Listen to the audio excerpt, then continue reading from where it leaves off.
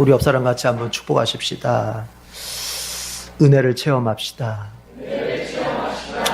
은혜를 체험하세요. 소망을 얻으세요.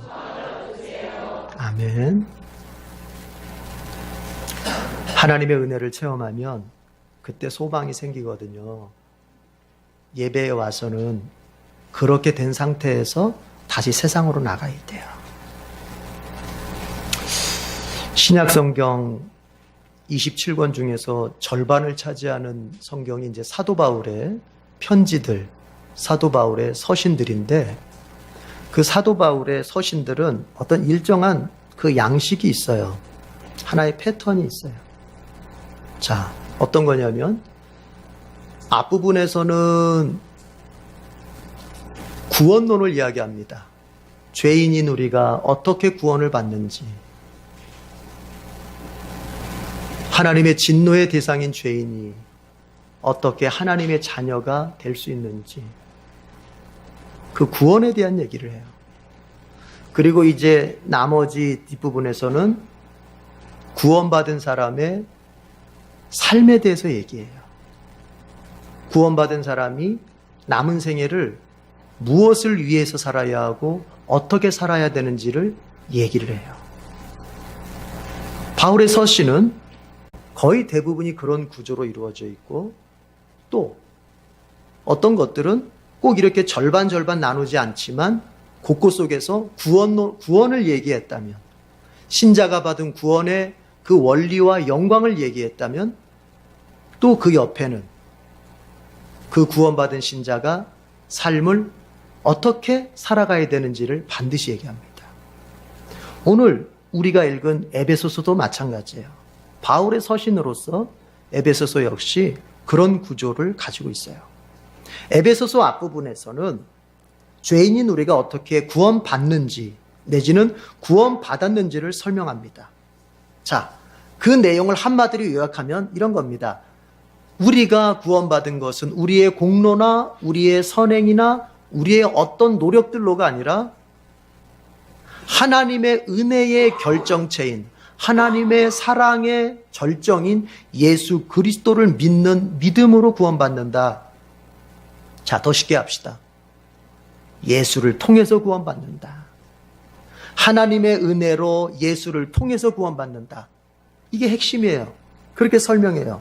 그래서 우리가 더할 거나 뺄 것도 없어요. 우리의 구원이라는 게. 심지어 바울은 이렇게까지 얘기합니다. 너희가 존재하기 전, 너희가 태어나기 전, 오히려 창세 전, 하나님께서 이 세상을 창조하기 전부터 하나님은 너희를 알았고 너희를 구원하기로 예정까지 하셨다. 우리가 존재하기 전부터 하나님은 나를 아셨고, 그리고 나를 구원하기로 계획하셨다는 거예요. 그리고 예수를 이 땅에 이제 때가 되어 보내어 그 예수를 통해서 너를 구원했다는 얘기예요. 예. 그 얘기를 앞에서 쭉 합니다. 그래서 구원의 핵심은 이겁니다. 따라합시다. 하나님의 은혜다. 믿으십니까? 하나님의 은혜다. 구원은 전적으로 하나님의 은혜다. 하나님만이 만드신 것이요, 하나님만이 행하신 것이요, 하나님만이 이루신 것이다. 우리가 해야 될 일은 딱 하나, 하나님이 만드신 그것을 믿음으로 받기만 하면 된다. 이 얘기를 앞부분에서 하는 거예요. 여러분, 잠깐 생각해 봅시다. 구원받지 못한 사람이 이 자리에 있습니까? 당신이 죄를 용서받고 지옥에서 벗어나서 하나님의 영생에 이르고 천국에 이르는 길은 딱 하나밖에 없습니다. 당신이 십자가에서 나를 위해 죽어주신 예수님을 믿고 받아들이는 길밖에 없어요. 그것을 비껴서 구원 얻을 길은 없어요. 또 여러분, 구원 받았습니까? 구원 받았다면 내가 받은 구원이 어디로부터 왔는지 생각해 봅시다.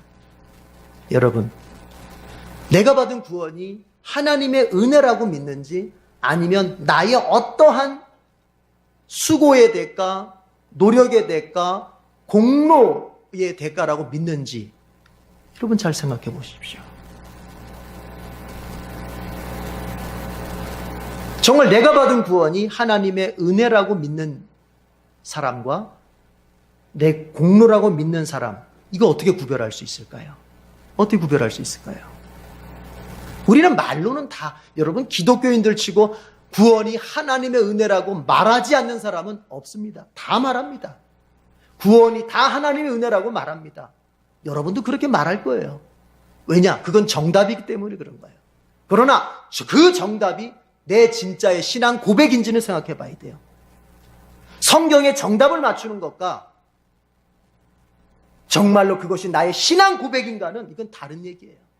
여러분, 성경 퀴즈에 정답을 맞춘다고 해서 천국 가는 게 아니에요. 그 정답이 나의 진지한 고백이 될 수 있어요. 오늘 본문에서도 있지만 고백이 될 수 있어야 돼요. 그러면 이 사람이 정말로 내가 받은 구원, 하나님의 자녀가 되고 내 모든 죄를 용서받고 하나님의 자녀가 되고 내가 육으로는 죽으나 내가 영생을 하나님의 나라에서 살게 될 그 구원이 전적으로 하나님의 은혜라고 믿는 사람에게서 나타나는 특징은 뭘까? 절대로 자랑이 없습니다. 그 무엇으로도 그 무엇이든지 자랑이 없습니다. 만약 내게서 인생의 어떤 부분에 대해서 이거는 그래도 내 자랑이다, 그 사람은 사실은 구원이 하나님의 은혜라는 것을 안 믿고 있는 거예요.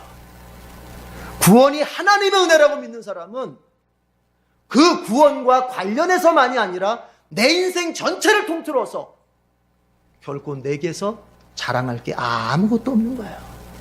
그래서 사도 바울이 성경 속에서 늘 말하는 것이 자랑하지 말아라. 자랑하지 말아라. 자랑하려거든 주 안에서만 자랑해라. 주 안에서만 자랑한다는 말은 주님만을 자랑하라는 거예요. 여러분, 우리는 뭘 좀 해놓으면 자랑하고 싶습니다. 내가 잘난 게 있으면 자랑하고 싶습니다. 우리는 우리 가정이 조금 잘한 게 있으면 자랑하고 싶습니다. 내가 다른 사람에 비해서 좀 뭔가 우월감을 드러낼 게 있으면 자랑하고 싶습니다. 심지어는 교회에서 몇 가지 봉사해 놓고 그것도 자랑하고 싶습니다. 여러분, 구원이 하나님의 은혜라고 믿으면 그 모든 것들을 할 수가 없어요. 그렇게 구별하는 거예요. 정말 내게서 구원이 하나님의 은혜라고 믿는 사람은 할 수 없는 게 뭐냐? 자랑이에요, 자랑. 자랑이에요. 구원이 정말 하나님의 은혜로 전적으로 내게 이루어진 것이다라고 믿는 사람은 여러분 다 이렇게 말합니다. 모든 게 하나님의 은혜입니다. 바울이 말하지 않습니까? 내가 사도가 되어서 이런 수고도 했다, 저런 수고도 했다. 내가 복음을 전하는 가운데 죽을 고비도 많이 넘겼고 굶기도 했고 내가 때로는 살해의 위협을 겪기도 하고 강을 건너는 위험을 겪기도 하고 동족들로부터 핍박을 당하고 이방인들로부터 핍박을 당하고 자기의 숱한 얘기를 다 합니다. 자기의 간증, 자기가 예수를 위해서 고생했던 모든 삶들을 다 얘기합니다. 그런데 바울이 그 결론을 뭐라고 말합니까? 이렇게 할 수 있었던 것은 나된 것은 하나님의 은혜다.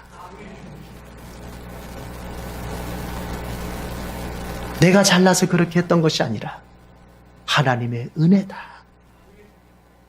여러분, 우리에게 주어진 삶, 그리고 여러분이 지금 와서 드리고 있는 이 예배도 내 공로가 아닙니다. 어떤 사람들은 하나님이 부르지 않아서 예배 자리에 올 수 없는 사람들도 있다는 걸 생각할 때 내가 이 자리에 있다는 것은 하나님의 은혜입니다. 하나님의 은혜예요. 자, 바울은 그렇게 설명을 합니다. 그리고 나서 뒷부분에 가서 이제 말하는 거예요. 그렇게 구원받은 하나님의 은혜, 예수를 통한 하나님의 은혜로 구원받은 나. 그렇다면 구원받은 이후의 삶은 어떻게 살아야 되는 것인가? 그것을 이제 에베소서 4장 17절부터 얘기하기 시작합니다. 구원받은 신자의 새 생활, 도대체 어떻게 살아야 되는지 이걸 여러 측면에서 이야기합니다. 남편, 아내, 자식, 부모, 그리고 직장의 사장님, 직장의 종업원 입장에서, 그걸 다 어떻게 살아야 된다, 그런 얘기를 쭉 해나가고 있습니다. 자, 그런 가운데에서 그렇게 구원받은 이후에 새 생활의 지침을 주는 가운데서 갑자기 바울이 영적 싸움에 대한 얘기를 합니다. 오늘 본문이 바로 그거거든요. 구원받은 사람은 이렇게 살아야 된다. 구원받은 사람은 이런 새 삶을 살아야 된다. 구원받은 사람은, 예수 믿게 된 사람은 이런 새 생활을 해야 된다. 이야기하는데 갑자기 윤리적 얘기하다가 어떻게 살 건지에 대한 윤리적 얘기를 하다가 갑자기 영적 싸움 얘기를 해요.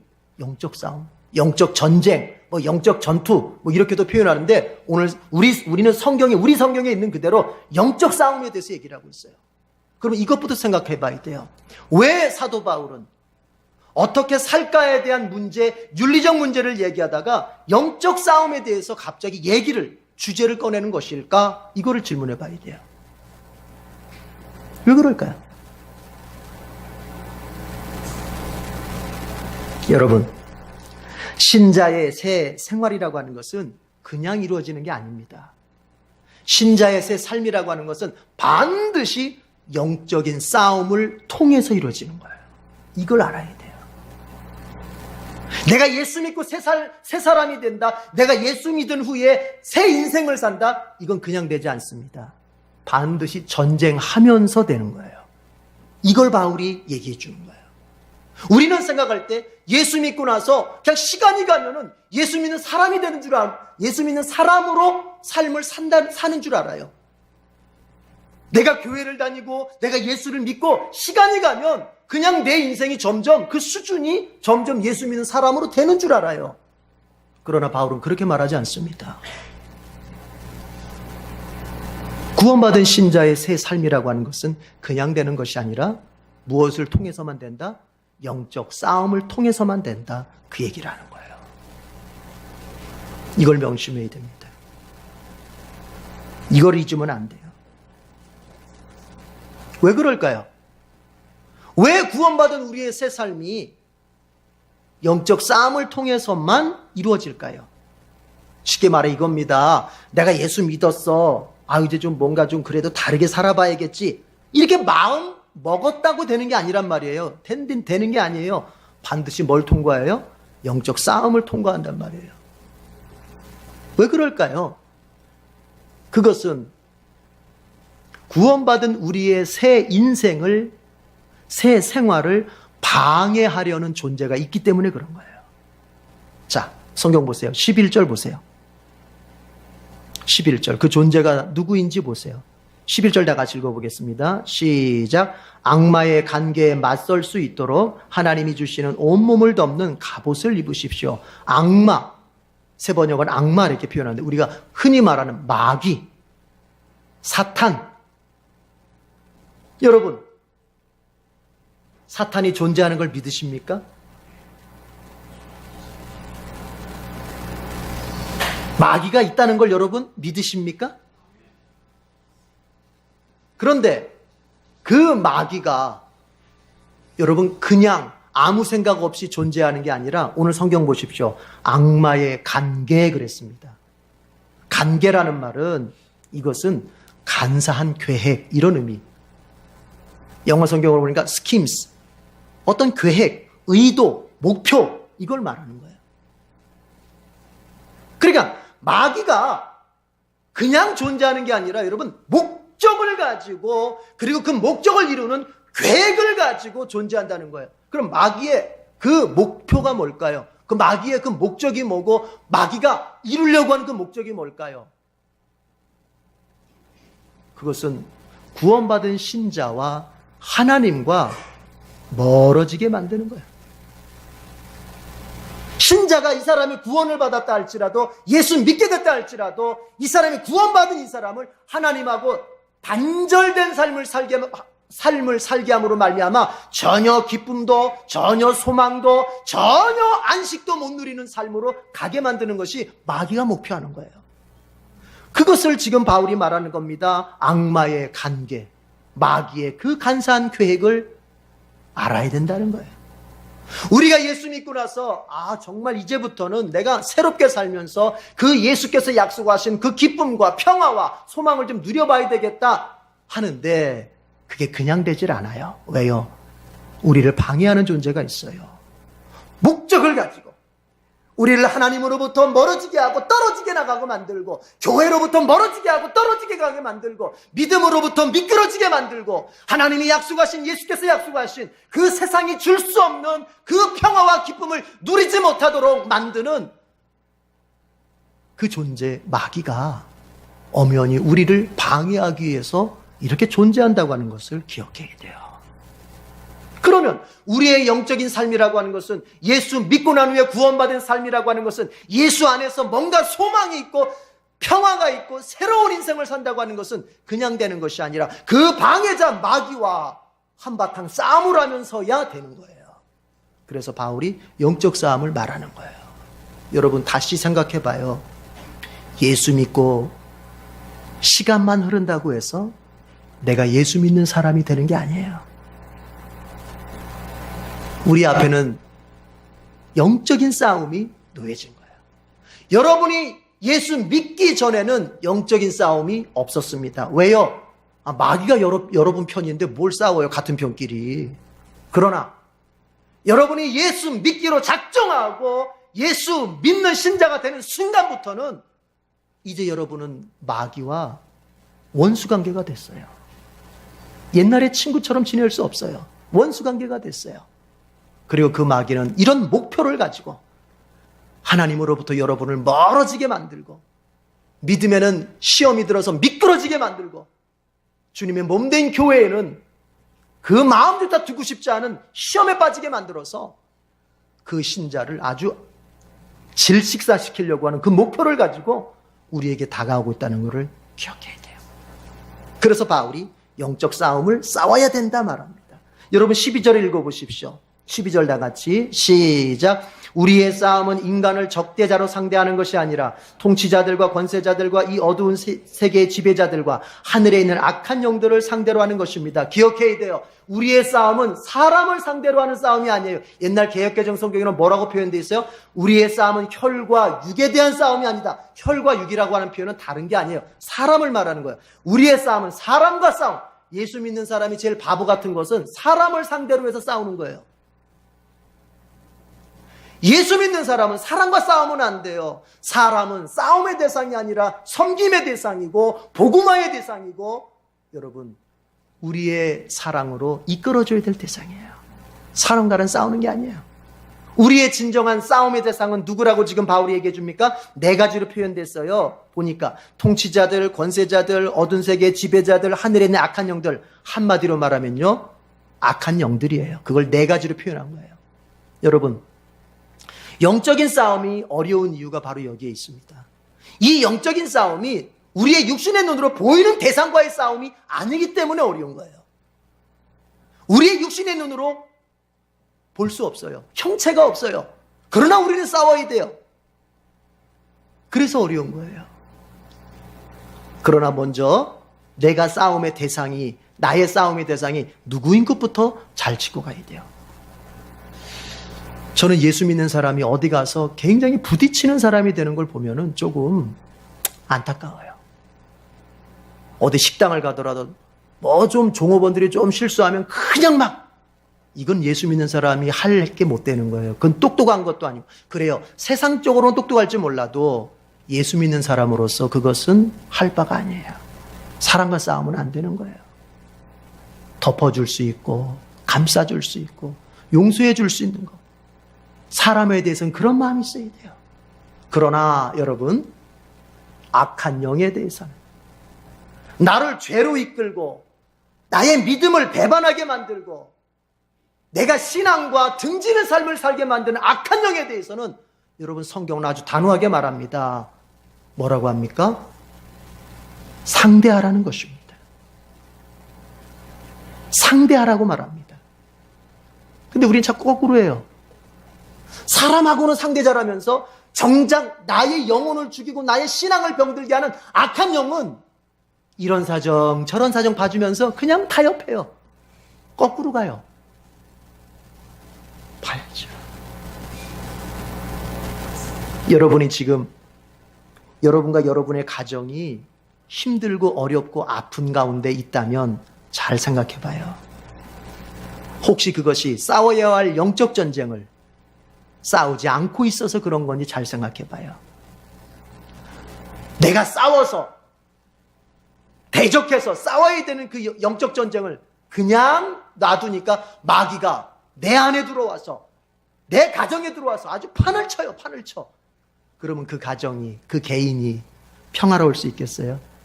기쁜 삶을 살 수 있겠어요? 못 사는 거예요. 불안하고 염려스럽고 짜증나고 원망스럽고 그렇게 되는 거예요. 여러분 기억하십시오. 저와 여러분이 예수 믿고 난 후에 영적 전쟁을 싸운다고 하는 이 사실은 누구도 피해갈 수 없습니다. 따라합시다. 누구도 피해갈 수 없습니다. 이걸 신자들이 몰라요. 모르니까 당하고 노략질 당하고 파괴당하는 거예요. 이제 오늘 우리는 정신을 잘 차려야 돼요. 내 삶이 그냥 되는 게 아니에요. 여러분의 모든 순간이 하나님과 등지게 만드는 모든 순간, 하나님보다 다른 것을 더 사랑하게 만들고 하나님보다 다른 것에 더 집중하게 만들고 하나님보다 다른 것에 집착하게 만들고 하나님보다 다른 것에 더 마음을 쏟게 만드는 그 순간은 여러분 이런 걸 아셔야 돼요. 이건 기질이다 아니에요. 환경 때문이다 아니에요. 뭔지 아세요? 마귀가 여러분한테 지금 싸움을 걸고 있는 거예요. 이걸 볼 줄 알아야 돼요. 오늘 주일입니다. 예배당 가야 되는데 순간 이럴 수 있거든요. 집에서 남편하고 아내가 말다툼을 크게 했어. 에이 기분 나빠. 오늘 교회 안 가. 너 혼자 가. 그럼 가만히 보세요. 그게 단순히 부부싸움의 문제만인 것 같아요? 그게 단순히 부부싸움으로 인한 문제인 것 같아요? 아니에요. 그것이 바로 영적 싸움이에요. 그게 영적 싸움이에요. 그거를 분별할 줄 알아야 된다는 얘기예요. 그러면 어떻게 해야 돼요? 여러분 전쟁은 무조건 어떻게 해야 돼요? 이겨야 되는 거예요. 따라합시다. 진자는 이긴 자의 종이 된다. 이게 현실에서도 진실이지만 영적인 세계에서도 진실입니다. 진자는 이긴 자의 종이 되는 거예요. 다윗과 골리앗이 전쟁을 할 때 골리앗이 나와서 뭐라고 했습니까? 나랑 맞붙을 사람 나와라. 그래서 우리 둘이 싸워가지고 만약 너희가 이기면 우리가 너희의 종이 되고 내가 이기면 너희가 우리의 종이 될 것이다. 그게 원리예요. 영적 전쟁에서 지면 그 사람은 여러분 그냥 아무런 결과가 없는 게 아니에요. 그 사람은 마귀의 노예가 되고 그 가정은 마귀에 짓눌리는 가정이 되어서 절대로 평화롭지도 못하고 절대로 복을 누리지도 못하는 거예요. 그래서 영적 전쟁이 되었던 현실의 전쟁이 되었던 전쟁에서는 무조건 이겨야 돼요. 이기시길 축복합니다. 옆 사람 같이 축복합시다. 전쟁에서 이깁시다. 이겨야 돼요. 그런데 여러분 전쟁에서 이기는데 그냥 이길 수 있나요? 못 이기죠. 승리에는 다 방법이 있고 비결이 있는 건데. 그래서 오늘 바울이 신자에게 새 삶을 살기 원하는 신자에게 영적 싸움이 있다고 하는 것을 분명히 먼저 깨우쳐 준 다음에는 그 싸움을 승리하기 위해서 몇 가지의 비결을 얘기합니다. 첫 번째가 뭐냐면 10절 다 같이 읽어봅시다. 10절 다 같이요. 큰 소리로 시작. 끝으로 말합니다. 여러분은 주님 안에서 그분의 힘찬 능력으로 굳세게 되십시오. 첫 번째는 뭐냐면 굳세게 돼. 영어 성경으로 보니까 be strong. 강해져라. 여러분 트럼프 대통령을 가리켜서 그런 얘기를 스트롱맨 그러잖아요. 스트롱맨. 아주 강한 사람. 나쁜 의미의 강한 사람이죠. 그 사람은. 그렇죠? 나쁜 의미의. 약한 사람들을 갖다가 막 이렇게 좀 해가지고 이렇게 좀 자기 이익을 좀 창출해내는 그런 의미의 막 강한 사람이 아니라 마귀에 대해서 강한 사람. 우리 아까 얘기했습니다. 여러분 사람과는 전쟁하는 게 아니에요. 사람과는 싸움하는 게 아니에요. 우리의 싸움은 누구와의 싸움이에요? 마귀와의 싸움이에요. 눈에 보이지 않는 악한 영과의 싸움이에요. 거기에서 이기려면 뭐 했냐? 첫 번째로 강해져야 돼요. Be strong. 강해져라. 옆에 사람 축복합시다. 강해지십시다. 강해져야 돼요. 그건 나약해가지고 어디다 써먹겠어요? 여러분, 착한 것과 심성이 나약한 거는 다른 거예요. 심성이 나약한 걸 갖다가 착하다고 보면 안 돼요. 제가 이렇게 삶을 살면서 보면은 착한 게 아니라 심성이 나약한 사람들이 있어. 나약한 사람들이. 여러분, 나약하면 이기지 못해요. 강해져야 돼요. 강해지길 바랍니다. 자식들을 강하게 키워야 돼요. 그런데 가만히 부모된 사람들을 보면은 재밌는 걸 발견해요. 이게 역사적으로도 그래요. 여러분, 연산군이 왜 나온 줄 아세요? 연산군은 성종의 작품이에요. 성종의 작품. 조선의 그 아주 세종 다음으로 그 훌륭한 왕이라고 칭찬받는 성종의 아들이 연산군 아닙니까? 그 외에 정말 대단한 그 훌륭한 왕의 아들이 그렇게 페류나가 나왔어요. 그게 왠냐면은 성종은 워낙 이 사람이 착하고 학문을 좋아하고 왕으로서의 어떤 그런 사명감을 가지고서 정말 학문에 열심을 내고 왕으로서 자기 마음대로 인간으로서 하고 싶은 모든 것들을 절제하면서 왕에 적합한 삶을, 왕에 적합한 훈련을 너무 오랜 세월을 받은 사람이에요. 자기가. 이 성종이. 그리고 아들을 낳았잖아요. 연산군을 낳았잖아요. 네? 근데 아들한테는 이제 그 신하들이 이제 폐하, 이제 아들, 그 왕자님을 이제 제왕 교육을, 왕이 되는 교육을 좀 시켜야 되지 않겠습니까? 그런데 아비 마음이 아픈 거예요. 자기가 너무 어렸을 때부터 고생을 했기 때문에 자기는, 그러니까는 뭐예요? 좀 이따 시키자고 하면서 나이를 훌쩍 먹어버린 거예요. 그러니까 교육을 시켜야 할 시기에 그냥 개망난이로 그냥 놔둔 거예요. 편하게. 너 편한 대로.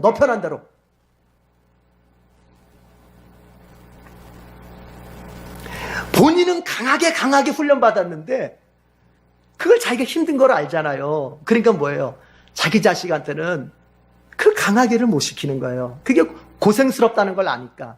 그러니까 나중에 어떻게 돼요? 그게 아들을 사랑한 게 아니었잖아요.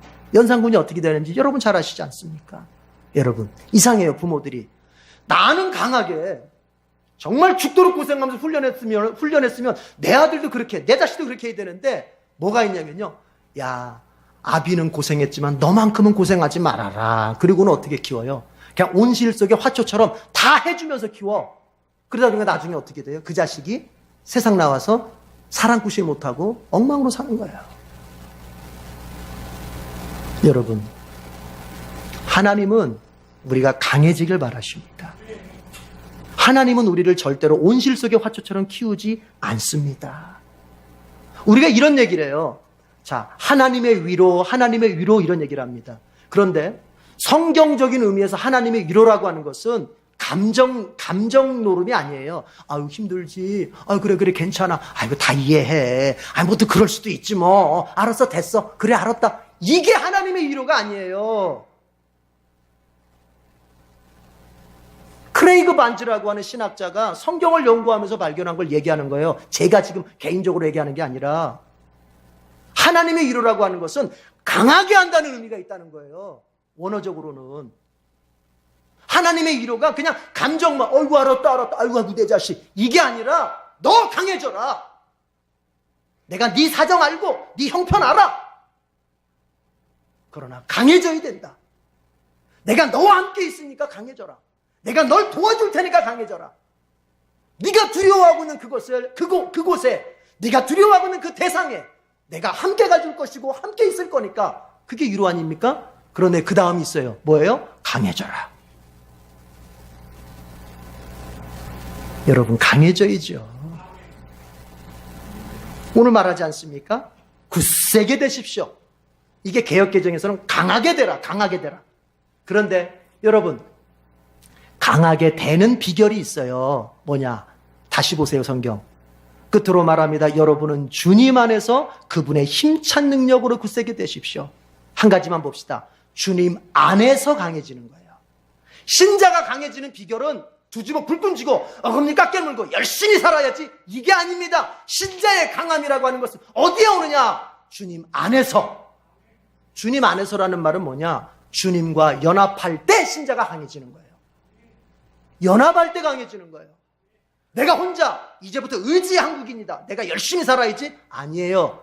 그러면 그 사람은 그러면 그럴수록 더 깨지고 더 실패하고 더 넘어져요. 하나님은, 예수님은 신자가 예수님과 연합하지 않은 상태에서 잘 살아보려고 노력하는 것을 실패하게 만듭니다. 반드시 그렇습니다. 왜냐? 이걸 가르쳐 주는 거예요. 너는 나와 연합할 때 강해진다.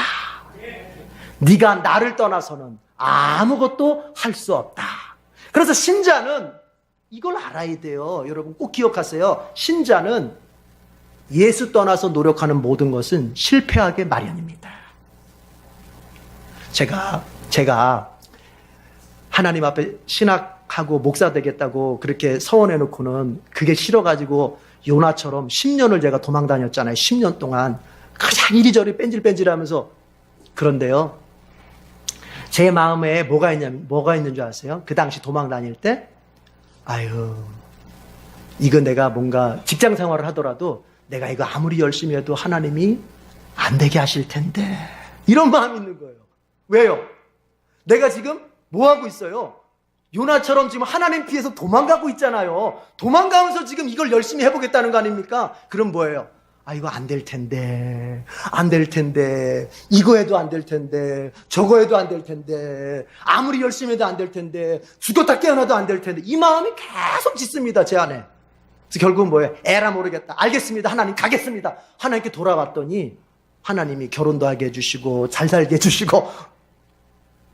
뭐예요? 여러분, 주님과 내 양심이, 신앙 양심이, 아, 이게 내가 지금 주님과 연합하는 건가? 주님과 멀어지고 있는가? 이때 주님과 연합하지 않은 상태에서 내는 모든 노력은 절대 성공하지 못합니다. 당신이 신자라면 성공하지 못합니다. 불신자는 성공할 수 있습니다. 왜요? 그냥 냅둬버리니까. 그러나 신자는 언제 강해지느냐? 주님과 연합할 때만 강해지는 거예요. 우리 어린 자녀들이 그렇잖아요. 여러분, 제 아들들도 보면은 큰 형아가 이렇게 괴롭히고 그러면은 지 혼자 있을 때는 찍소리도 못하고 두들겨 맞고, 알았어 줄게. 근데 옆에 아빠가 딱 있으면 어때요? 아빠랑 딱 연합하면 어때요? 야, 그건 내놔, 이렇게 되더라고요. 우리 요셉이가 그러더라고, 보니까. 그거 내놔. 아까 가져갔던 거 내놔. 이렇게 되더라고요. 담대죠. 주님과 연합할 때. 그런데 요한복음 15장을 보면요, 더 자세하게 나왔어요. 뭐냐? 그러면 주님과 연합하는 방법이 뭡니까? 이 질문이 요한복음 15장에 답이 있어요.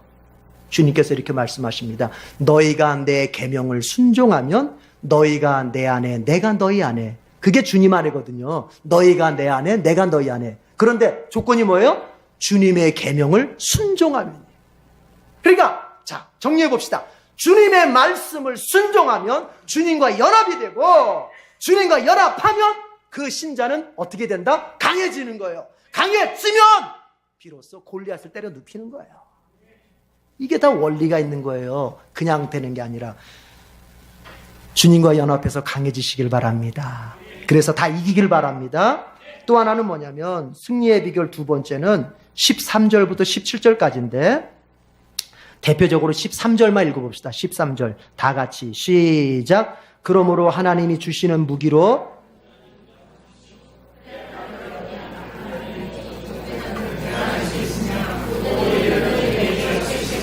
승리의 비결 첫 번째는 강해질 뿐만이 아니라 필요한 무기들로 완전히 무장하라는 거예요. 완전 무장하라. 첫 번째가 강해지라면 두 번째는 완전 무장해라.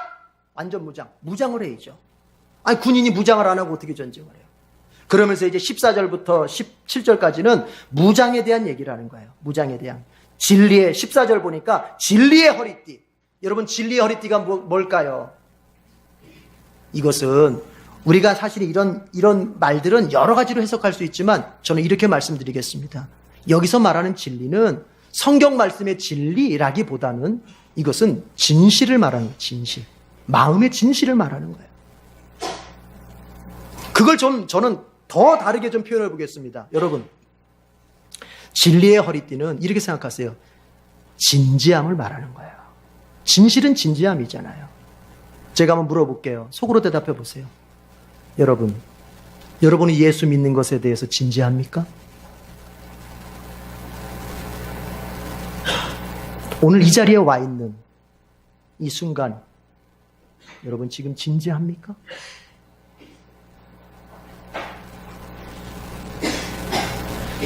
가끔 보면은 신앙생활을 진지함이 없이 하는 사람들이 있어요. 그냥 교회만 왔다 갔다 하는 거예요. 아무 생각이 없어요. 내가 예수를 왜 믿고, 기독교 신앙이라고 하는 걸 내가 왜 가지려고 하는지 아무 생각이 없어요. 아무 생각이 없어요. 그럼 그걸 신앙이라고 말해야 됩니까? 성경은 그렇게 말하지 않습니다. 여러분, 진지함이 있어야 돼요. 하나님에 대해서 진지한 마음이 있어야 돼요. 오늘 지금 듣고 있는 설교에 대해서 진지함이 있어야 돼요. 매일 매 순간이 하나님이 나를 보고 있다고 하는 진지함이 있어야 돼요.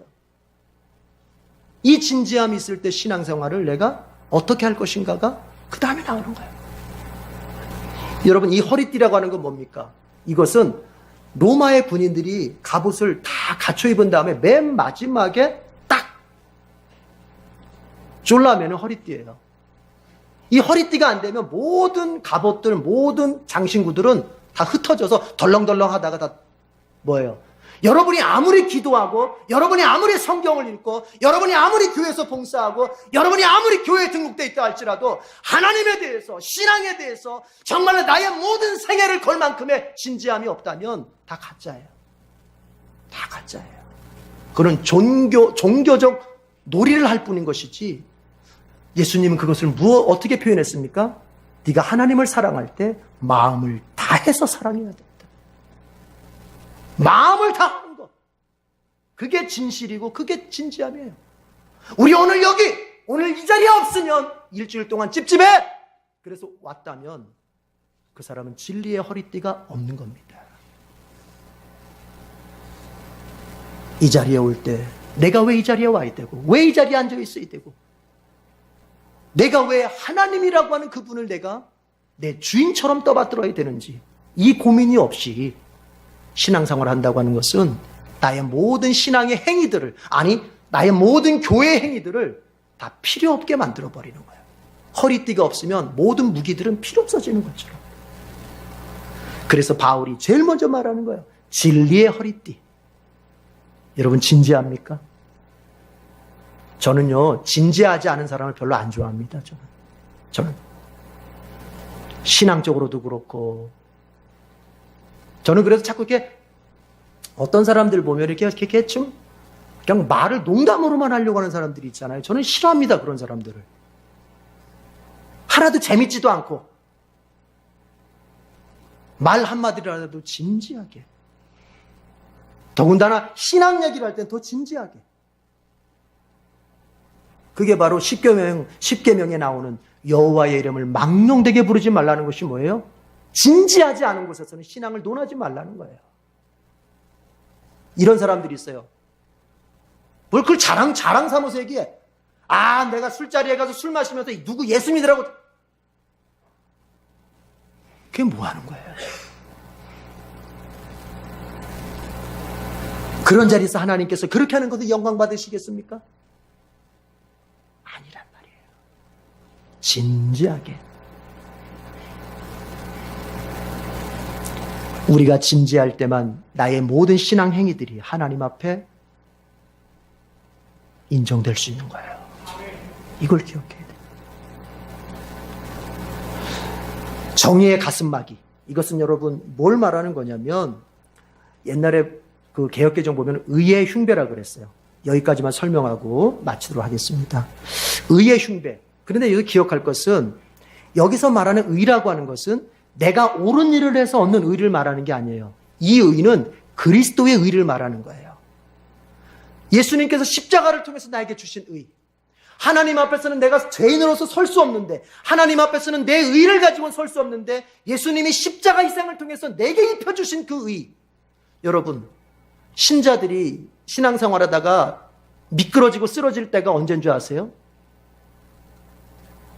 자기 의를 가지고 하나님을 기쁘시게 하다가 그것이 바닥날 때 쓰러지는 거예요. 자기 자신을 몰랐던 거예요.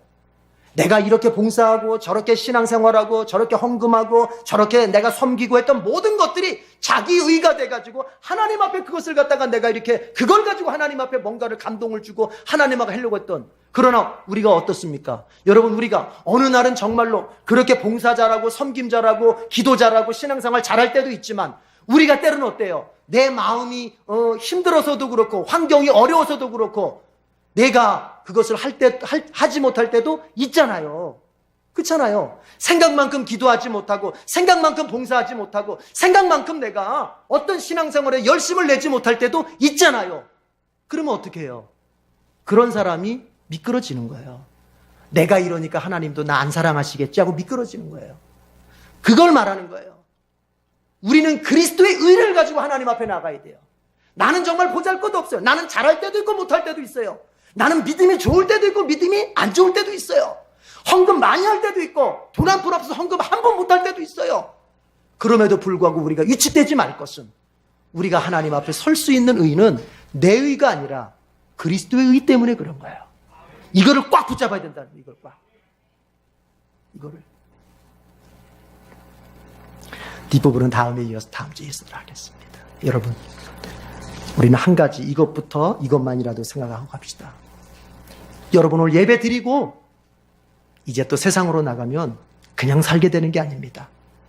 여러분은 하나님과 가까워지려고 노력할 것이고 마귀는 어떻게 하든 여러분을 하나님에게서 멀어지게 하려고 전쟁을 걸어올 겁니다. 기억하십시오. 매 순간이 하나님으로부터 멀어지려고 하는 마음이 생기는 모든 순간이 다른 것이 아니라 마귀가 걸어오는 영적 전쟁이라는 걸 알고 우선 여러분 하나님 앞에서 기도함으로 승리할 수 있기를 바랍니다. 기도하겠습니다. 우리 다 같이 통성으로 한번 기도하십시다. 하나님, 영적 전쟁에 내가 눈이 띄어지게 하시고 그리고 이제는 내가 승리자가 될 수 있게 해달라고, 주님과 연합함으로써 강해져서 어떠한 영적 전쟁에서도 지지 않고 이기는 자가 되게 해달라고, 주님과 연합하기 위해서 순종하는 삶을 더 내가 애쓰게 해달라고, 우리 다 같이 한번 통성으로 기도하겠습니다. 하나님 아버지, 감사합니다. 구원받은 우리의 삶이 그냥 되어지는 것이 아니라 영적 전쟁을 통해서, 마귀와의 싸움을 통해서 우리의 구원받은 이후의 삶이 세워져 가고 신자로서의 새로운 인생을 살게 된다는 것을 깨달았습니다. 하나님 아버지, 우리의 삶이 그냥 되어지는 것이 아니라 우리를 방해하는, 우리를 하나님으로부터 멀어지게 하고 우리의 신앙이 성장하지 못하도록 방해하는 마귀와의 전쟁 중에 성장하고 마귀와의 전쟁 중에 우리가 서간다고 하는 것을 주님 알았습니다. 이제는 이길 수 있게 해주시옵소서. 이 영적 전쟁을 우리가 분명히 분별하는 가운데 이길 수 있게 해주시옵소서. 오늘 말씀에서 분명히 주님과 연합함으로써 강해지라고 하셨습니다. 순종하는 자가 연합할 수 있습니다. 우리의 매 순간 내가 원하는 것이 아니라 주님이 원하시는 것, 내가 욕망하는 것이 아니라 주님이 기뻐하시는 것을 선택하고 순종해서 주님과의 그 연합이 튼튼해지는 가운데에서 내가 마귀와의 전쟁을 이기게 하시고 그 전쟁의 승리 속에서 얻어지는 기쁨과 복을 나와 내 가정에 누리며 살 수 있도록 은총을 내려 주시옵소서. 하나님, 우리가 예수 그리스도 당신의 그 희생적 사랑 덕분에 구원받았습니다. 우리의 공로 없이 순전히 예수님 홀로 지신 십자가 은혜로 우리가 구원받았습니다. 이제 구원받은 우리에게 마귀는 싸움을 걸어옵니다. 하나님과 가까이 살지 못하도록, 하나님과 동행하지 못하도록 자꾸 싸움을 걸어옵니다. 생각에서 싸움을 걸어오고 말에서 싸움을 걸어오고 우리의 선택에서, 우리의 물질관계, 우리의 인간관계, 우리의 시간 사용, 우리의 심지어는 우리의 휴식조차 하나님과 가까이 하지 못하도록 싸움을 걸어옵니다. 하나님, 먼저 분별할 수 있게 해주시옵소서. 내 마음에 하나님이 원하시는 것, 그 반대로 가고자 하는 마음이 생길 때는 그것이 마귀가 나에게 싸움을 걸어오는 것임을 분명히 인지하고 이제는 대적하여 이길 수 있게 해주시옵소서. 주님 안에서 먼저 강해지는 비결이 주님과의 연합에 있다고 말씀하셨습니다. 우리가 주님의 말씀을 알고 그 말씀에 순종할 때 주님과 연합할 수 있고, 연합한 자가 드디어 작지만 골리앗을 이겼던 다윗처럼 승리의 삶을 살 수 있을 줄로 확신합니다. 주님, 바로 이 순간부터 내가 원하는 것이 아닌 주님이 원하시는 것을 순종함으로 주님과의 연합을 더 깊고 튼튼하고 견고하게 만들게 하시고, 그런 우리가 세상에 나아가서 개인적인 일, 직장의 일, 가정적인 일 모두를 감당해내는 그런 승리자의 삶을 살게 해 주시옵소서. 주님께서 깨닫게 해주심을 감사하며 예수님의 이름으로 기도드립니다. 아멘.